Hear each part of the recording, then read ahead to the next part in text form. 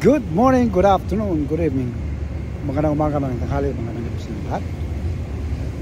Mayang buntag, mayang gabi. Baliktad na naman. Mayang buntag, mayang mudto, mayang gabi sa intangan diha. Kumusta na kayo dyan? Kumusta na kayo dyan lahat dyan sa Pilipinas? Lalo na sa Maisog Rally sa Japan ngayon. Pag-usapan lang natin saglit yung at nakalagayan sa ating bansang Pilipinas sa usaping South China Sea. Meron ba ginawa ang administrasyong Marcos sa mga maliit na bagay na corrupt dyan? Lalo hindi walang ginawa yung mga malaking korupsyon dyan sa bansang Pilipinas. Una, 15% na taripa. Kung sino nakinabang dyan, yung 4 piece lang, maliliit lang, ilang percent lang naman ang nakinabang dyan. Lalong may mahirapan yung mga taong namimili o ano ng palay.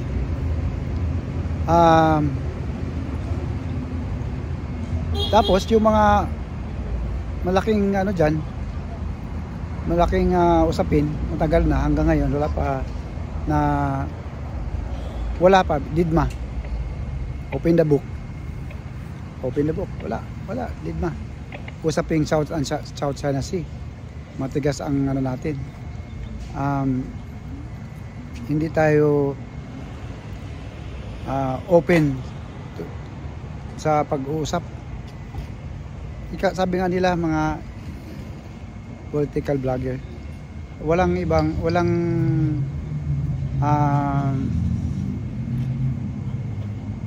magandang pag-uusap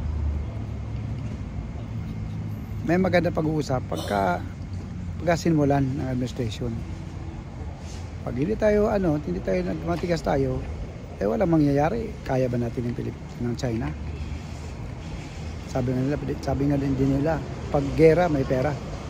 Huwag tayong pakinig sa mga bulong-bulong ng ibang bansa. Sila lang yung nakakinabang dyan. Tayo ang lit ng bansa natin. Makikinig tayo sa bulong-bulong ng ibang bansa. Huwag na tayong gumaya, baka magaya tayo sa Ukraine. Diba? So, pray lang po natin talaga.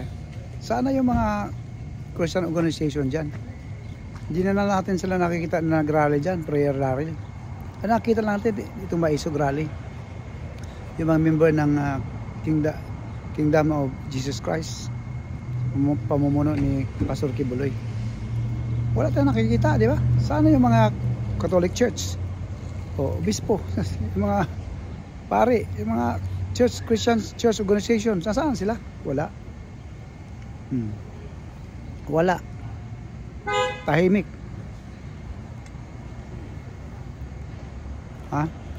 Did mo lahat. So, kailangan nating pagtulong-tulungan itong mga panalangin itong bansang Pilipinas. Dahil nakakatakot ito. Nakakatakot. Again, hindi natin kaya ang bansang China. Noon pa man, wala namang ginagawa ang China sa atin.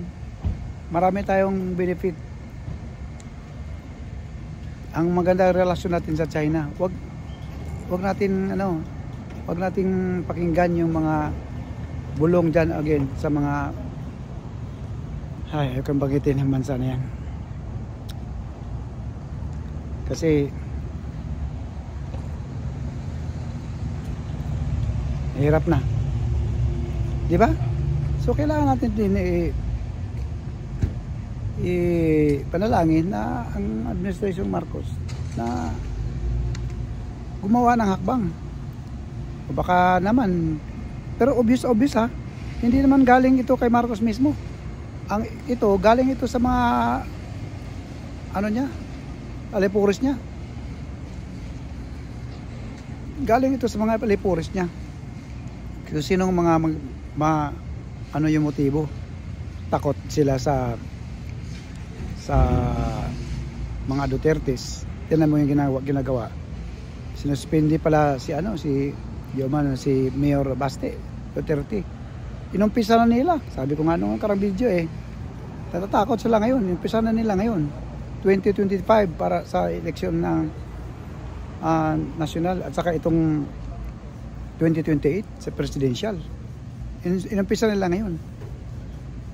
Kaya talagang maging matalino tayo magpumili ng sunod na leader. Okay?